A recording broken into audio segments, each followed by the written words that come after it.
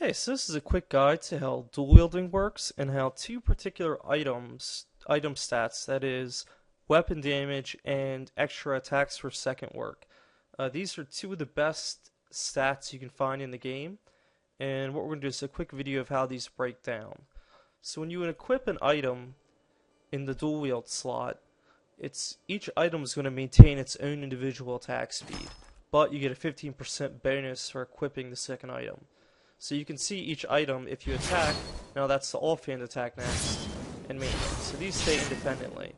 So 1.2 and 1.3. The 0.01 difference is after the 15% bonus is applied.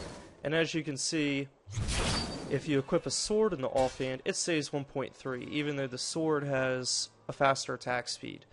But then there's a particular stat, which is little known, called plus attacks per second. This is a really good stat for dual wield. And as you can see, even though this dagger has a really weak amount of damage, it's going to actually do more damage than a higher DPS sword. It still does a little bit less than the sickle, but not quite. And that's because when you equip this dagger, that 0.2 extra attacks gets applied to this mace. Plus you get the dual wield speed bonus. So then another thing that's interesting is this stat here called plus damage. This is just going to add weapon damage to your weapons at a flat rate. It's not based on attack speed. So when you equip these things, this mace is going to gain 4 to 8 damage. So it's going to go from 9 to 16 to 13 to 24. And same thing with this offhand. Well, what happens is faster weapons are going to get a higher damage bonus. Because look at this dagger, is only 3 to 7 damage. With a 4 to 8 increase, this dagger's DPS is going to more than double.